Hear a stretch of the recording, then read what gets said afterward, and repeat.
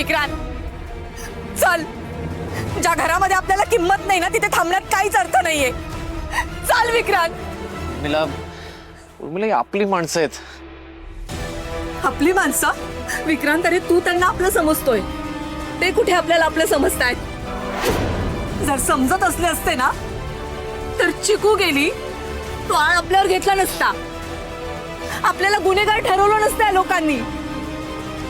चल विक्रांत, चल. बघ बघ, तुझ्या वागण्याने सगळे कसे दुखावले जात आहेत. तू ना फक्त नावापुरती राणी आहेस, पण वागण्यात फक्त भिकारडेपणा आहे तुझ्या. राणी, तू चुकली आहेस. आधीच चिकू केली आपल्या सगळ्यांना सोडून. आता आपलं घरही तुटतंय. असं नका बोल.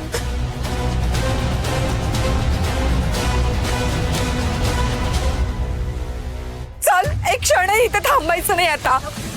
चल विक्रांत, मावळी जरा वळून बघ. विक्रांत, मागे येत आहेत ना ते. विक्रांत, आपल्याला चूक मिळावं लागेल.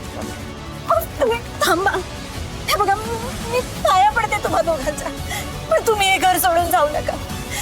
हे बघा, मी जर तुम्हाला दुखावलं असेल तर मी माफी मागते तुमची. मी हात जोडून माफी मागते.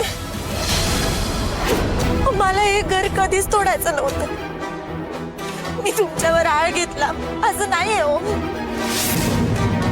पण आपल्या अश्विनीच्या बाबतीत जे काय घडलंय ना ते फक्त जाणून घेण्यासाठी मी पोलिसांची मदत घेतली. तू लाख विचार केला असशील, पण परत परत आम्हाला कात्रीत पकडण्याचा प्रयत्न केलाच ना.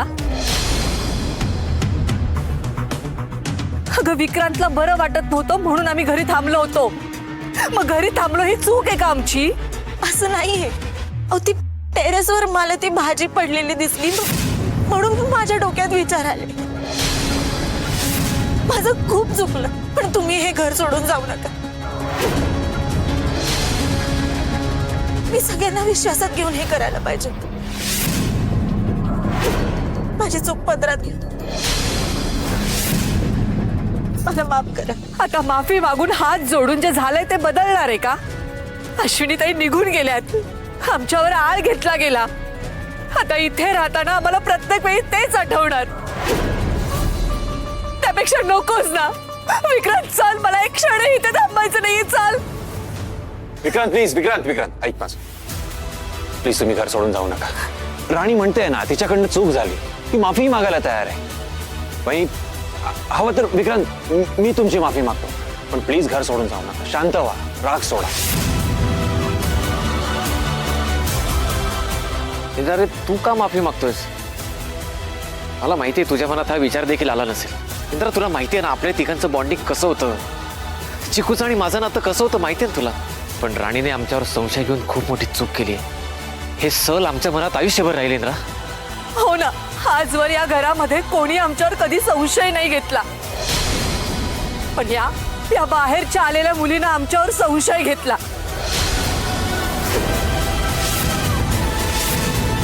याचा जास्त त्रास होतोय. विक्रांत, उर्मिला, माझा ऐका.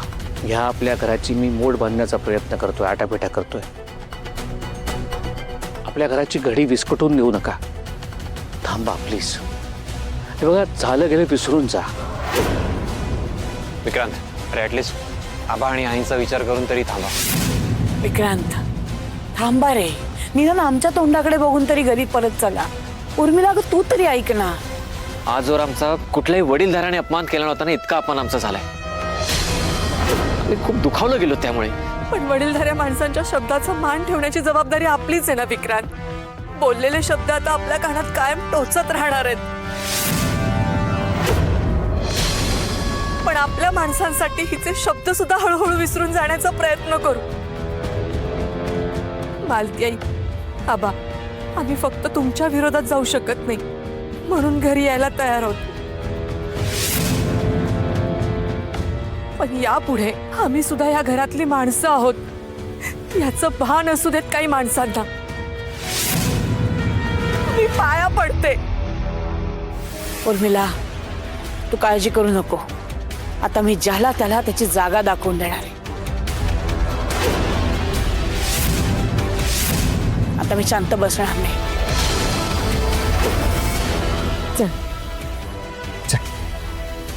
वहिनी या.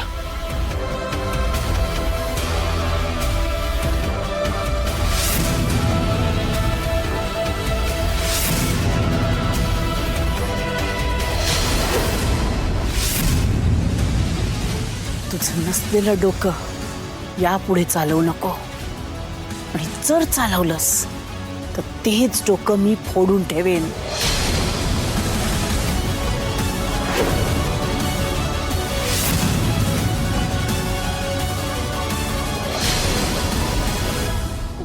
येस, आपली आयडिया वर्क होते उर्मिला. आपण जे प्लॅन केलं होतं सगळं तसं होतंय, सगळं आपल्या मनासारखं होतंय, आपण जिंकतोय. विक्रांत किती मोठ्याने रिॲक्ट होतोय. तुझ्या मोठ्या आवाजामुळेच एका प्रकरणात अडकलो ना आपण. पण आता सुटलोय. मला ना माझ्या फिलिंग्स जशा हव्या तशा एक्सप्रेस करून देत. तुला काय फिलिंग्स एक्सप्रेस करायच्यात ना त्या माझ्यापर्यंतच कर. दुसऱ्यांना ऐकायला जातील इथपर्यंत करू नकोस, नाही तर पुन्हा पालत्या घड्यावर पाणी. ते पण आहे उर्मिला, पण एक आयडिया चालवली आणि सगळ्या गोष्टी आपल्या बाजूने वळल्या. हो रे विक्रांत, तू तर कमालच केलीस आज. हे सगळं काही तुझ्यामुळे झालं विक्रांत. अरे तू जेव्हा पोलिसांसमोर गेलास आणि म्हणालास ना करा मला अटक करा आणि ह्या उर्मिलाला पण अटक करा, त्यावेळेला तर मला अक्षरशः घाम फुटला होता रे. मला असं वाटलं की ह्याला वेड लागलं की काय. पण ज्या वेळेला तुम्हाला खुणावलंस की हे सगळं नाटक आहे, त्यावेळेला माझा जीव भांड्यात पडला बघ. आणि त्यानंतर तू सुद्धा सॉलिड बॅटिंग केली होतीस. मालती काकी समोर जाऊन तू जे काय बोललीस, माय गॉड, मला सुद्धा रडायला आलं होतं. नंतर आपण घर सोडून जाऊया. That was bang gone sixer Urmila. अरे तू मला आता एवढा गेम समजावून सांगितल्यानंतर मी थोडीच संधी सोडणार होते. त्यांची नाचक्की करण्याची तुम्हाला चांगलीच संधी दिली आणि त्या संधीचं मी सोनं केलं. इंदिराने आपल्यासमोर मान झुकवले यार. जे आजवर कधीच शक्य नव्हतं ना ते आज झालंय. उर्मिला, मला हे दिवस सारखे सारखे यायला हवेत. येणार असे दिवस आपल्या आयुष्यात सारखे सारखे येणार. आता हळूहळू सगळं काय आपण आपल्या हातात घ्यायचा प्रयत्न करूया. Yes yes yes.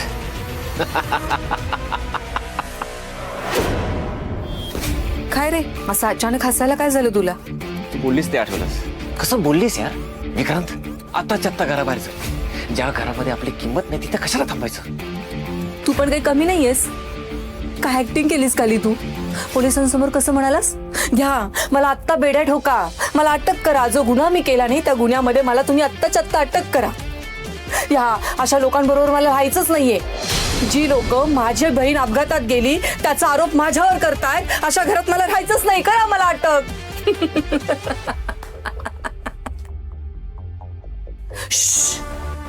काय रे विक्रांत, तुला काहीच कसं नाही वाटत? आपली सगळ्यांची लाडकी चिकू